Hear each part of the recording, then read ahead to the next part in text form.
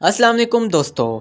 22 फरवरी 1970 John krypton नामी एक नया नवेला फोटोग्राफर सिडनी एयरपोर्ट पर एयरप्लेन्स की पिक्चर्स कैप्चर करने की कोशिश कर रहा था, लेकिन उसे नहीं पता था कि वो उस दिन दुनिया की सबसे बेहतरीन तस्वीर खींचने वाला है।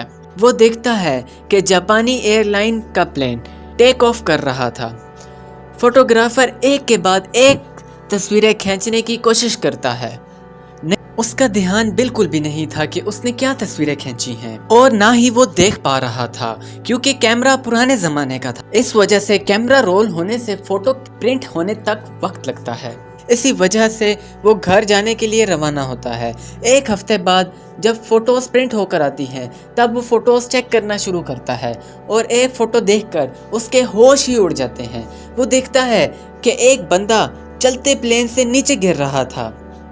ये बंदा था 14 साल का कैट सैफफोर्ड, सिडनी ऑस्ट्रेलिया का रहने वाला। कैट बचपन से ही बहुत शरारती था। पढ़ाई लिखाई में उसका मन ही नहीं लगता था और उसको दुनिया घूमने का बहुत शौक था। इसी वजह से उसकी फैमिली उसे विजिट घुमाने ले जाती है, ये सोच के कि इसके बाद शायद वो शरारतें कम कर दे। लेकिन विजय घूम के आने के बाद उसकी शैतानियाँ और बढ़ने लगी और उसकी इन्हीं हरकतों से परेशान होकर उसके मामा पापा उसको एक बोर्डिंग स्कूल में भेज देते हैं।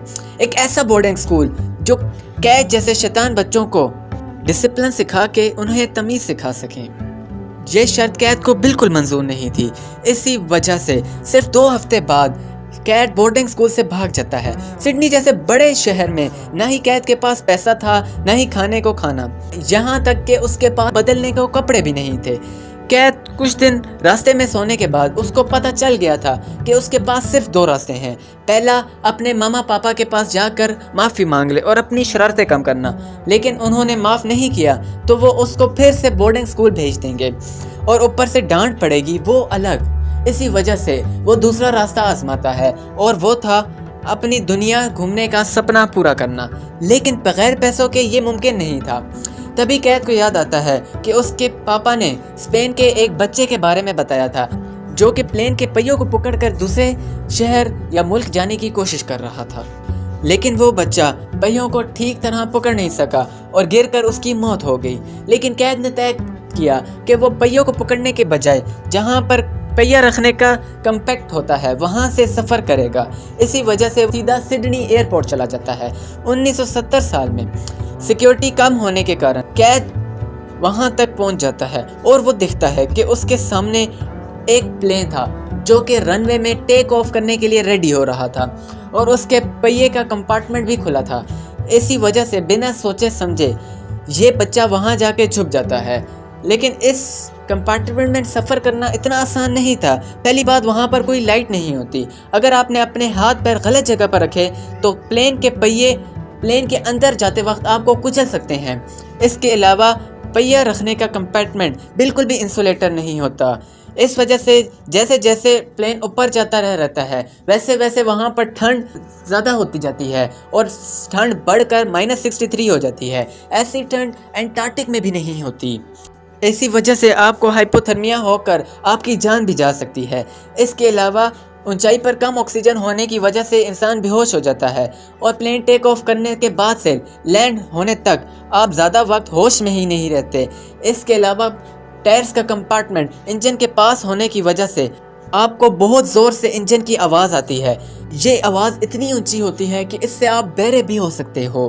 कैट अपनी दुनिया घूमने के जुनून को नहीं घूम पाया। उसको ये भी नहीं पता कि वो वाला प्लेन 8000 किलोमीटर दूर जापान जा रहा है। कुछ वक्त कंपार्टमेंट में बैठने के बाद कंपार्टमेंट बंद हो जाता है और प्लेन टेक ऑफ करना शुरू कर देता है। कैट को लगने लगा कि उसका प्लान कामयाब हो गया, लेकिन जैसे ही प्लेन थोड़ा सा ऊपर जाने लगा वैसे ही वहाँ पर ठंड बढ़ने लगी। कैट ने सिर्फ कपड़ों के नाम पर टी-शर्ट और शॉर्ट्स पहने थे तो वो ठंड से कांपने लगा। लेकिन ये तो सिर्फ शुरुआत थी। एक बहुत बड़ी प्रॉब्लम कैट का इंतज़ार कर रही थी। प्लेन जैसे ही ऊपर गया तो पायलट ने दोबारा से टायर को कॉम्पैक्ट के अंदर डालना था। इस वजह से पायलट कॉम्पैक्ट को दोबारा खोलता है और कैट को ये चीज़ पता ही नहीं थी। जैसे ही कंपार्टमेंट का दरवाज़ा खुलता है, कैट 200 फीट की ऊंचाई से और 300 किलोमीटर की रफ्तार से नीचे गिरता है। اور یہ چیز جانے انجانے میں گلٹن اپنے کیمرے میں قید کر لیتا ہے۔ جان کی تو ایئرپورٹ پر ہی آن دی اسپاٹ موت ہو جاتی ہے۔ قید کے پاپا کا کہنا تھا کہ میرا بیٹا صرف دنیا دیکھنا چاہتا تھا، بھلے ہی وہ شرارتی تھا، لیکن باقی دنیا کیسے رہتی ہے یہ دیکھنے کی اس کی سنگت نے اس کی جان لے لی۔ اگر قید پلین سے نیچے بھی نہ گرتا تو وہ ہائپوتھرمیا اور لو آکسیجن کی وجہ سے مر جاتا۔ دنیا میں آج تک 128 لوگوں نے صرف یہ حرکت کرنے کی کوشش کی ہے، جن میں سے صرف 23 لوگ اپنا سفر مکمل کر چکے تھے، اور وہ بھی کچھ دن ہاسپٹل میں گزارنے کے بعد۔